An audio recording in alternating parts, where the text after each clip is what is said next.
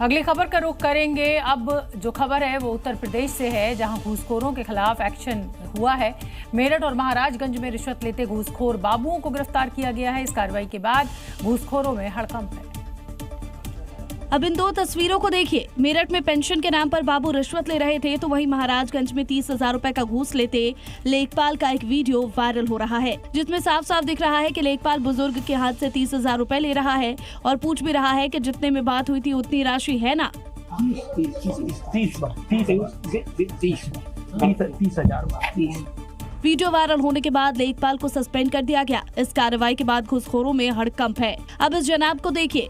इनका नाम राजीव सिंघल है, जो शिक्षा विभाग के कार्यालय में तैनात है। पेंशन की राशि दिलाने के नाम पर इसने 25,000 रुपए की रिश्वत ली थी। इसे रंगे हाथों गिरफ्तार किया गया। मेरठ और महाराजगंज से हुई कार्रवाई के बाद इतना तो साफ है कि उत्तर प्रदेश में घूस लेने वालों की खैर नहीं।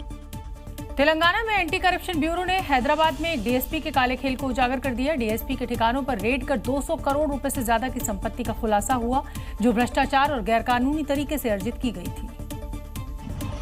डीएसपी संकी रेड्डी भीम रेड्डी, ये वही काले धन का कुबेर है जिसके ठिकानों से एसीबी को सोना चांदी, कैश और करोड़ों की संपत्तियों के कागजात मिले, जो इसकी काली कमाई के बड़े सबूत है। एसीबी को रेड में इस भ्रष्ट डीएसपी की 200 करोड़ से ज्यादा संपत्ति का खुलासा हुआ। एसीबी का दावा है कि भ्रष्टाचार की जड़ें दूर दूर तक फैली है। एसीबी की टीमों ने एक साथ इस डीएसपी के 16 ठिकानों पर छापेमारी की, जहां से अधिकारियों को 2 किलो सोना, 20 किलो चांदी, प्रॉपर्टी से जुड़े कई अहम दस्तावेज बरामद हुए हैं, जिनमें luxury villa, 4 flat plot, commercial complex में हिस्सेदारी और 50 एकड़ से ज्यादा खेती की जमीन का खुलासा हुआ। एसीबी का कहना है कि अधिकारी ने अपनी नौकरी के दौरान कथित तौर पर भ्रष्टाचार और अन्य गैर कानूनी तरीकों से भारी संपत्ति जुटाई। फिलहाल आरोपी डीएसपी पर केस दर्ज कर जांच शुरू हो गई है। अब एसीबी इसके रिश्तेदारों की संपत्तियों की भी जांच कर रही है। तेलंगाना में एंटी करप्शन ब्यूरो ने हैदराबाद में एक डीएसपी के काले खेल को उजागर किया। डीएसपी के ठिकानों पर रेड कर 200 करोड़ रुपए से ज्यादा की रिश्वत जो उसने ली थी उसको बरामद किया गया। तो ये खबर हमने आपको दिखाई। अगली खबर भी आपसे जुड़ी हुई है, आपको देखनी चाहिए। ईपीएफओ से जुड़े करोड़ों कर्मचारियों के लिए ये अच्छी खबर है। और अगर आपकी सैलरी से हर महीने पीएफ कटता है तो जल्दी आपके खाते में ब्याज की रकम दिखाई देने लगेगी। सरकार ने ईपीएफ पर 8.25% की ब्याज दर को बरकरार रखा है और अब इस ब्याज को खातों में जमा करने का प्रोसेस भी शुरू हो रहा है।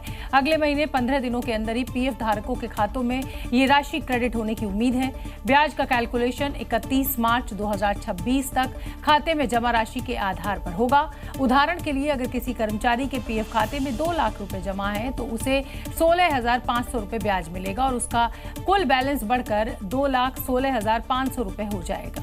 हालांकि ब्याज की राशि हर सदस्य के खाते में साल भर के कंट्रीब्यूशन और अन्य डिटेल्स के आधार पर अलग अलग हो सकती है।